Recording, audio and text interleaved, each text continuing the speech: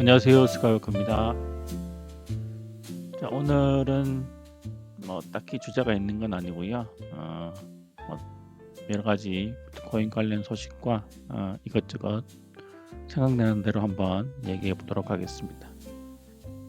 자, 일단은 비트코인 지금 현재 상황을 한번 볼까요?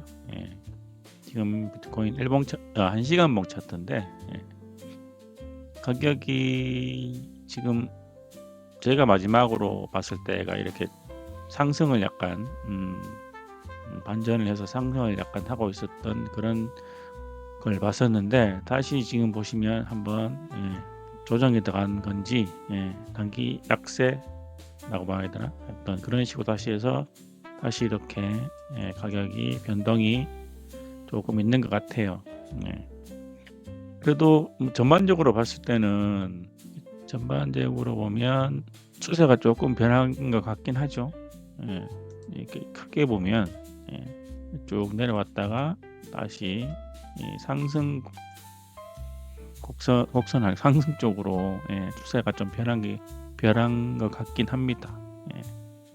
아직 이 추세가 그대로 지속될지는 모르겠는데, 느낌에는 추세가 지금 바뀌어서 상승 쪽으로 가는 것 같습니다. 계속 상승하면 좋겠죠.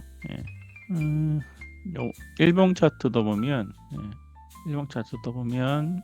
지금 5일선이 21선까지, 40일선인 장기선 밑으로 내려갔다가 다시 지금 장기선과 거의 붙었어요. 붙어서 지금 가격이 위쪽에서 지금 형성되는 걸로 봐서는 추세 반전이 좀 이루어질 것 같다는 예감이 좀 듭니다. 자, 이번에는 비트코인 관련 뉴스 한번 볼까요? 최신 지금 비트코인 관련 뉴스 한번 보겠습니다. 재밌는 얘기가 있네요. 사토시 나카모토는 16년 전 이날에 비트코인을 출시했습니다. 이렇게 16년 전 2016년 1월 3일 날 비트코인이 공식 출시되었다, 이렇게 그런 뉴스가 나와 있습니다. 그리고 오늘 비트코인 가격에 대해서 패배가 완화됨에 따라 97만 달러로 상승했다. 미카법에 의해 타격을 입은 테더, 이렇게. 비트코인은 금요일에 상승하여 거래자들이 미국 규제 전망에 대한 보다 명확한 이해를 추구함에 따라 새해 연휴 동안 보인 가격 하락에서 회복을 확장했다, 이런 식으로. 그래도 좀 추세가 반전됐다고 좀 전에 말씀드렸잖아요. 이런 이유가 있었던 것 같습니다. 그리고 비트코인 짐 크레머의 사기 발언이 틀렸음을 증명. BTC는 473% 상승. 다음에 행정명령. 이게 뭔 말이죠? 그럼 행정명령 첫날 가능성 주시. 트럼프가 비트코인을 미국 자산으로 보유하겠다, 이런 얘기를 했었죠. 그러니까 비축량을 늘리겠다. 네, 또 누구였지? 연방준비은행 의장인가, 그 양반은 안 된다, 이렇게 반대 의견을 냈다고 얘기가 있었죠. 과연 그렇게 비트코인의 비축량을 늘리겠는지, 그건 좀 트럼프가 취임을 해봐야 알 것 같습니다. 지금 여기서 나온 뉴스들은 그러한 100일 이내에 이러한 행정명령들을 밀어붙이고 있다, 그런 얘기 같아요. 만약에 이게 비트코인 비축량을 늘리는 걸로 결론이 나면, 아마 그 비트코인의 가격이 또 계속 상승하지 않을까, 그런 예감이 좀 듭니다. 다음 다른 특별한 뉴스를 보면, 대부분 지금 보면 이렇게 연말 패배, 연말에 비트코인이 훅 떨어졌잖아요. 하다가 지금은 다시 이게 반등, 다시 이게 상승 추세로 지금 돌아선 것 같거든요. 아마 그런 얘기들을 계속 하고 있네요. 아직 그렇게 큰 뉴스는 없는데, 일단은 가격 자체는 보시는 바와 같이 반등이, 하락 이후에 반등이 좀 있었고, 지금 상승 추세로 가는 길에 있는 것이 아닌가라는 생각을 좀 해봅니다. 자, 이런 비트코인 뉴스는 이렇게 한번 들러봤고요. 그 다음에 지금 저의 투자 진행 상황인데, 제가 지금 요 앞전에도 말씀드렸는데 하루에 24번 거래를 하거든요. 그래서 지금 시간별로 시간당 각 1시간마다 계속 거래를 하고 있는데 보니까 지금 AI가 시간에 따라서 뭐 홀드할 때도 있고 바이할 때도 거래할 때도 있어서 이렇게 뭐랄까 변동성이 심한 거에 따라가서 지금 계속 거래를 계속 하고 있는 것 같아요. 그래서 지금 저의 그 뭐라 그래야지 이득률 이게 제가 이름이 자꾸 생각 안 나요. 하여튼간에 투자 상태가 마이너스 0.62로 원래 그 한 1.5대였거든요. 그래서 한 반 정도는 그 손실을 회복한 것 같아요. 아무튼 뭐 근데 단점은 그거죠. 이렇게 홀드는 어차피 거래 안 하니까 상관이 없는데 바이나 셀을 자꾸 하면 수수료가 많이 나간다는 거, 그게 좀 단점이긴 합니다. 뭐 한 가지 예를 들면 뭐 상승장 같으면 홀더 어느 정도 그 비율로 비트코인을 구매해 놓고 홀더를 하면 좋은데 그런 건 아닌 것 같고, 아무튼 지금 느낌이 보면 제가 아직은 이 마이너스잖아요. 그러니까 이거를 어떻게든 회복시키려고 계속 짧은 주기로 거래를 하는 것 같아요. 예를 들면 지금 시간봉인데 시간봉에서도 계속 이렇게 떨어졌다가 다시 상승하는 이런 패턴들이 보이잖아요. 패턴이라고 할까? 그런 오락가락하는 가격이 변동성이 보이니까 여기에 맞춰서 그냥 거래를 계속 샀다 팔았다 하는 것 같아요. 그래서 지금 이 수익률을 높여가는 중인 것 같습니다. 일단은 뭐 제가 봤을 때는 거래를 많이 해서 수수료는 좀 나긴 하지만 그래도 여기 손실률을 좀 어느 정도 줄여주고 있으니까 뭐 잘하는 걸로 판단할 수 있을 것 같아요. 최종 투자 결정이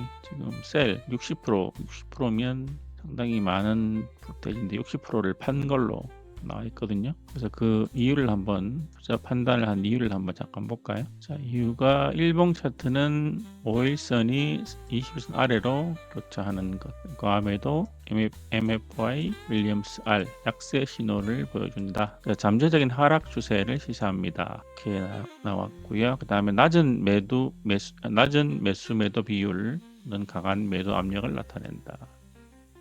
그리고 고지력 이동 평균 전략에 따르면 현재 가격 움직임은 단기 이동 평균이 중기 이동 평균 아래로 교차한 2단계다.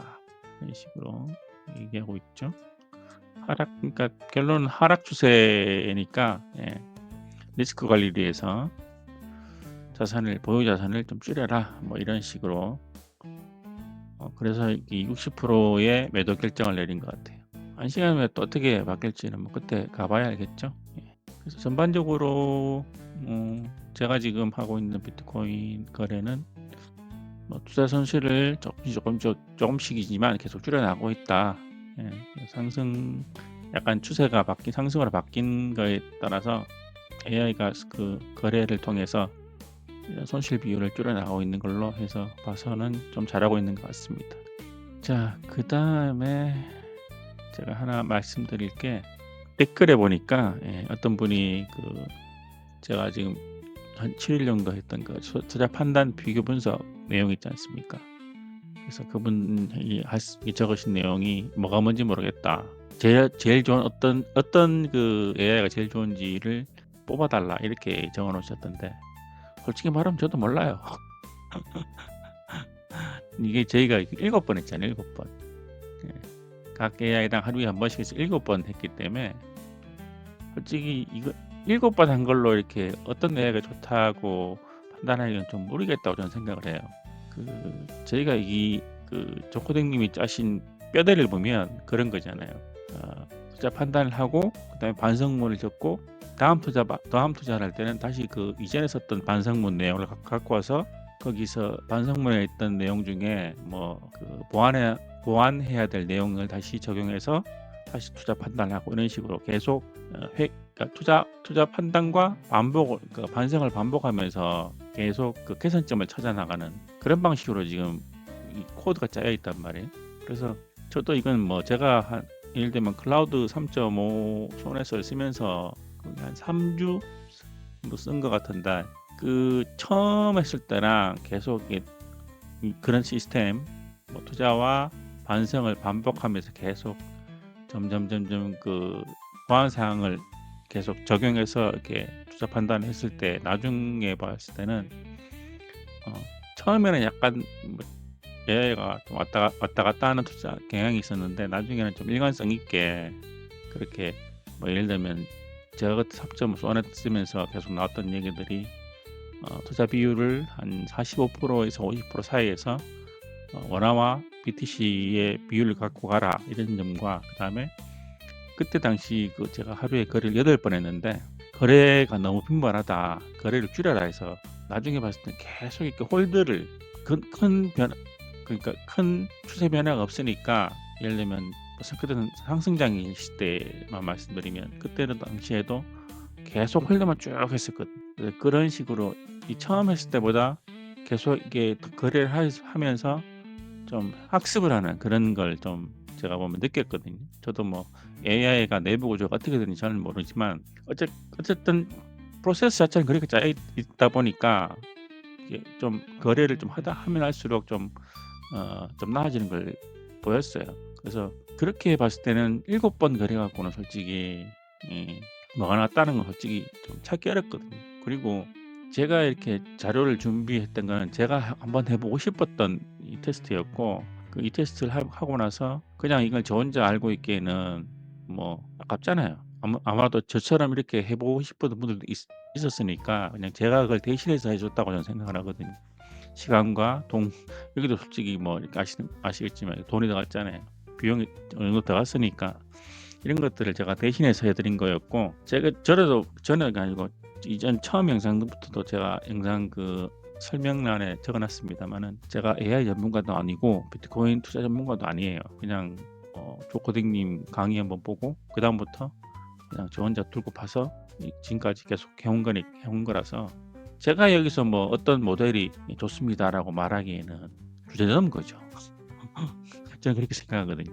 그래서 저는 어차피 이 데이터를 뭐 아까도 말씀드렸듯이 7월 7번 데이터는 솔직히 크게 신뢰할 건 아니라고 보는데 어쨌든 간에 뭐 매일매일 데이터를 그러니까 계속 거래 투자 판단을 받아서 이걸 다 이렇게 저장을 해서 그 내용들을 보여드린 거고 이 안에서 어떤 모델을 쓸지는 사람마다 다 틀린 거라고 저는 생각해요. 예를 들면 뭐 이런 거죠. 여기도 뭐 AI가 투자 판단하면서 예를 들면 뭐 오먼 프리뷰 같은 경우는 간단하게 써버리잖아요. 그냥. 그래서 나는 이 이유를 뭐 잘 쓰고 안 쓰고를 떠나서 투자 판단만 잘하면 돼. 이런 분들은 솔직히 오먼 프리뷰 써도 돼요. 근데 그게 아니고 나는 투자 판단도 중요한데 이렇게 그 투자 이유라든지 반성문이라든지 이런 거를 좀 자세하게 써주면 자세하게 써서 내가 이해할 수 있도록 해주는 그런 게 좋아. 이런 거면 그런 뭐 성향이시면 그냥 클라우드 손에서 써도 되고 제미나이 써도 되고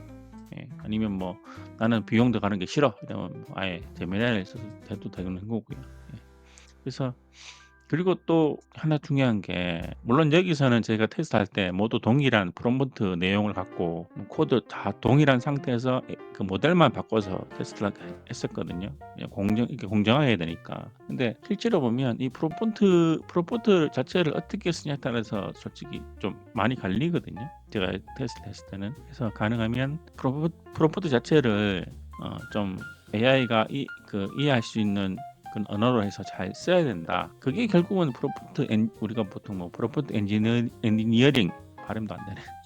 프롬프트 엔지니어링이라고 하는 그런 부분 파트라고 저는 생각하는데 그래서 그렇게 이제 프롬프트를 어떻게 AI가 잘 이해할 수 있도록 그리고 또 AI에게 정확하게 명령을 내려주는 게 맞다고 보거든요. 우리가 뭐 어떻게 보면 뭐 5세나 뭐 어린 10세 정도 그러니까 어린 학생들한테 얘기를 할때 대학생이나 이런 사람들한테는 두리뭉실하게 어떤 의도만 얘기해도 알아먹지만 이렇게 나이가 어린 학생들한테는 정확하게 뭐 의도만 갖고는 파악을 못하잖아요.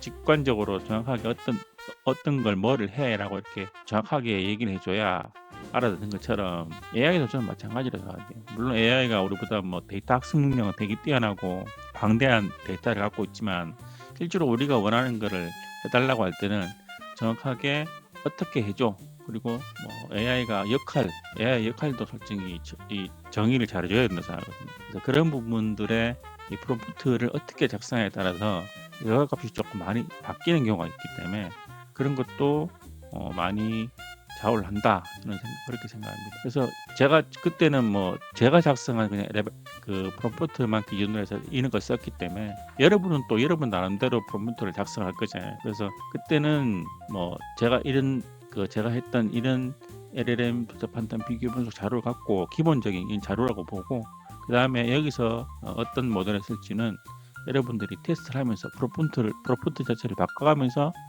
여러 가지 해보고 판단을 하셔야 될 것 같아요. 그리고 한 모델 갖고 조금 뭐 하루에 거래를 뭐 최소 못해도 5번 6번 해갖고 4, 5주 이상은 쭉 해보시면서 이 투자 판단을 어떻게 하는지도 보셔야 될 것 같아요. 그래서 그런 자료의 밑바탕이 되기 위한 자료로 제가 이걸 드린 거지, 여기서 당장 뭐 어떤 모델이 좋으니까 이거 쓰세요라고 하려고 만든 건 아니니까 오해 없으시길 바라겠습니다. 그리고 제가 뭐 이렇게 여기서 뭘 좋으니까 쓰세요라고 해서 그걸 최저가치 믿고 쓴다는 것도 좀 말이 안 되죠. 저는 전문가도 아닌데. 예.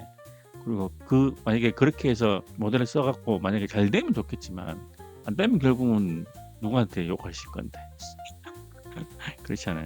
그렇게 이게 왜냐하면 투자라는 이 현금 그러니까 돈이 들어가는 문제가 걸려있기 때문에 섣불리 뭐라고 제가 이렇게 말씀드릴 수는 없는 것 같아요. 비트코인 투자가 됐든 이 모델의 선택이 됐든 결국은 여러분 스스로가 선택하시고 판단하시고 하셔야 될 것 같다. 그게 맞는 거라고 저는 생각하거든요. 그래서 남이 뭔가 해준 걸 갖고 그대로 따라 하려 하지 마시고 본인 스스로 판단하시고 선택하셔갖고 하시는 게 맞지 않나, 저는 그렇게 생각을 해봅니다. 간단하게 제가 주절주절 해봤고요. 제가 지금 시간이 한 12시 다 돼서 오늘은 간단하게 여기까지만 하고, 또 저는 내일 좀 뭔가를 좀 준비해서 이제 해드려야 될 것 같아요. 너무 두서없이 자꾸 하다 보니까 이게 자꾸 산으로 가는 경우가 있어서 내일부터는 뭐라도 코드라도 하나 짜는 방법을 알려드리는 거를 다시 연구해 보도록 하겠습니다. 자, 그럼 오늘 시간은 여기까지 간단하게 하고요. 저는 또 다음 영상에서 뵙도록 하겠습니다. 감사합니다. 스카이워크 하늘을 가르는 창문 자동 매매 프로그램 멋지게 돌아가 손을 대고 이룬 성공의 찬란함 한번 들어봐서 문제장 둘 비트코인 파도 속에 나의 구명줄 희망은 키보드에 달려 빛나리 미래 바꾸는 작은 시작이야 한번 들어봐서 문제